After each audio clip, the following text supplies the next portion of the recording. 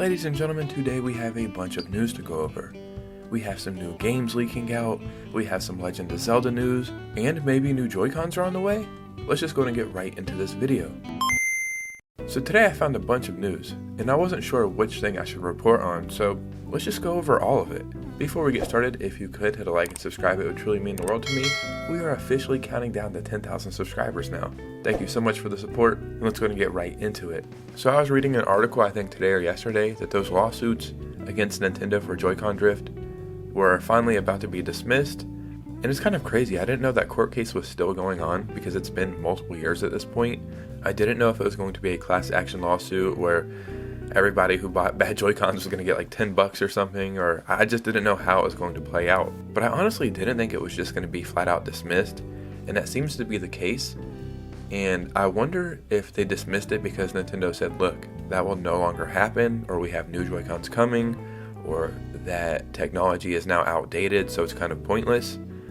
So I wonder if that plays into what we're about to go over right here. As you can see, we are on the patent website, and this was published on the 14th, which is today. And normally in a patent, when you're going over something, there's a bunch of descriptions and different examples, but for some reason that's not the case here. It's actually quite strange. Once you get into it, it's strictly just pictures. And I don't think anything is different in this, right? This looks like a regular Joy-Con.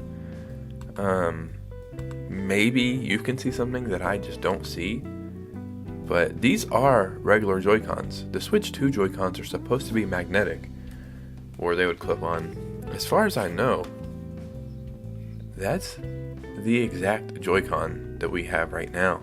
So I wonder if this is the updated Joy-Cons that no longer have Joy-Con drift, but there's just no description at all. It strictly just shows pictures. That's it, out of the 10 things. As you can see, we're on page 10 of 10, and there's nothing else to look at, so I find this very, very strange that they're just strictly showing pictures. So the only thing I can think of is these are going to be the Joy-Cons that are out now that don't have Joy-Con drift, or maybe there's just something else we just don't know. In the comments, let me know what you think is going on here. So I recently just got done playing Mario RPG, and I thought I was going to enjoy it, like it was going to be a nice filler game, something just to play.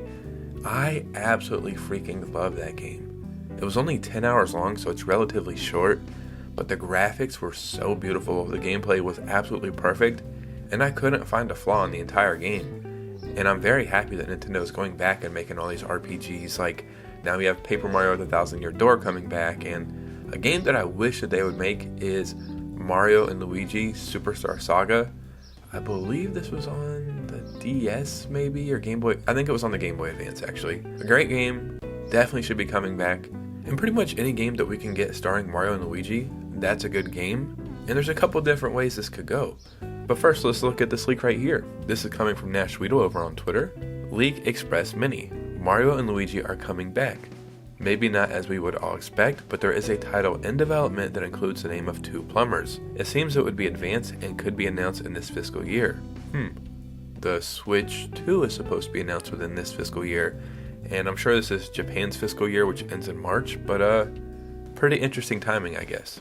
My expectations are not very high since it could be a minor title or a compilation.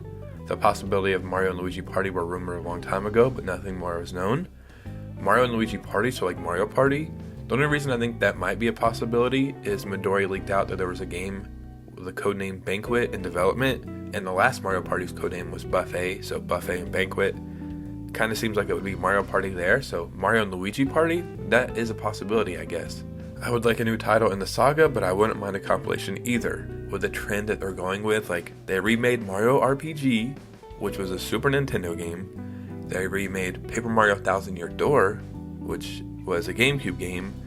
This would be a Game Boy Advance game being remade, and then there's also a 3DS game, which is the new Luigi's Mansion game being remade. So this would all line up, like it would just follow suit, you know what I mean? Either way, I think this is good news, but there is one more possibility. He said that there's a game in development that's using both Mario and Luigi. What if it was a Mario Brothers movie game? Because Mario and Luigi, kind of the main characters, right? And then Princess Peach and Donkey Kong, that could be an option. I think Nintendo would be missing out by not making a Super Mario Brothers movie game.